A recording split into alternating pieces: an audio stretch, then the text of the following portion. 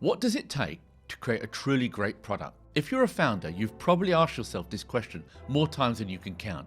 Today, we're delving into the essentials you need to build something remarkable, from identifying the traits of great products to crafting a winning approach, and most importantly, avoiding the common pitfalls that can sabotage your efforts. Trust me, you don't want to miss this part. It's where many founders stumble.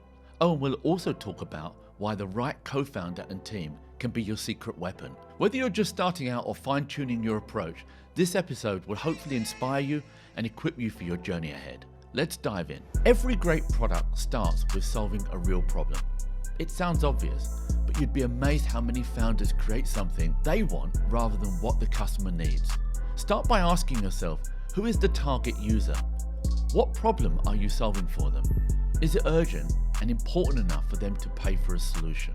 Next, understand your value proposition. Why is your product better or different than the alternatives? Maybe it's faster, cheaper, offers an entirely new way to tackle the problem. This is where you'll hear the term USPs or unique selling points.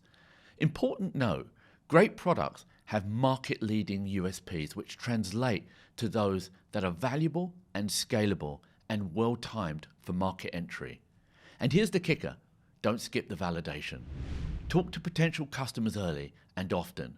Share wireframes, prototypes, or even just the idea.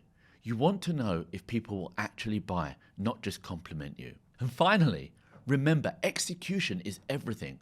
Ideas are everywhere, but what sets founders apart is their ability to turn those ideas into something tangible and something valuable. Now, what makes a great product? There are three core traits.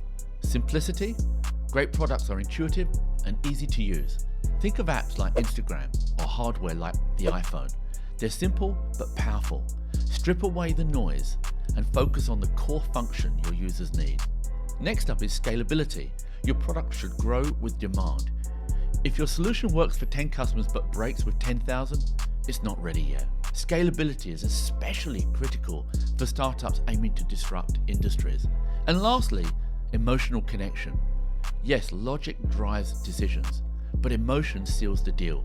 Products that inspire loyalty and advocacy often solve more than a functional need. They create a feeling. They help the brand. Think about brands like Tesla or Airbnb. They're not just tools, they're experiences.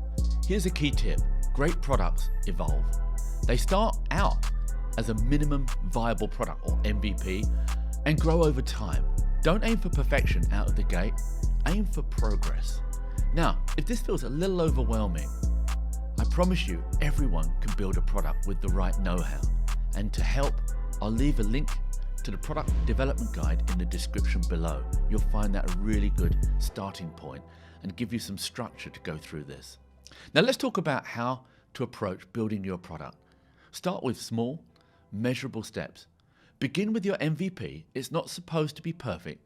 Its job is to validate your idea with real users and give you feedback to iterate. This is where having a strong team makes all the difference. As a founder, you can't do it all alone. Surround yourself with people that complement your skills. For example, a technical co-founder can bring your ideas to life if you're not an engineer.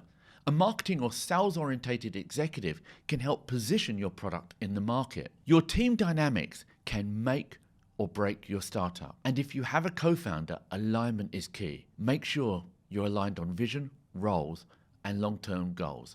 And of course, incentives. And here's something people don't talk about enough. Speed. The faster you can get your product in front of users, the better. Why? Because feedback fuels innovation.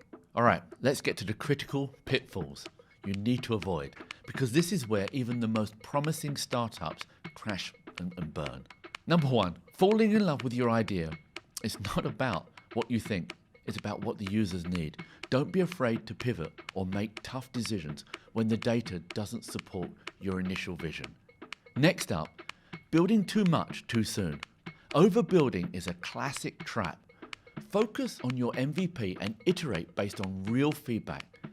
Be honest here to yourself. Complexity too early can bog you down. Next up is ignoring the market. You could have the best product in the world, but if there's no market for it, it won't matter.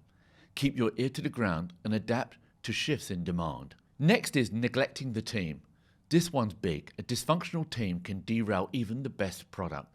Prioritize communication, over-communicate, trust, and have a shared vision. If you can avoid these pitfalls, you're already ahead of the game. Building a product is one of the most challenging yet rewarding things you can do as a founder. It takes vision, grit, and a willingness to adapt. But here's the good news. You don't have to do it all alone. The right co-founder, team, and approach can amplify your efforts and help you create something truly exceptional. Focus on solving real problems, build with intention, don't shy away from tough feedback, and remember, the best founders aren't afraid to take risks, make mistakes, and grow from them. If this resonated with you, don't forget to like, subscribe, and share your thoughts in the comments. Thanks for watching, and I'll see you next time.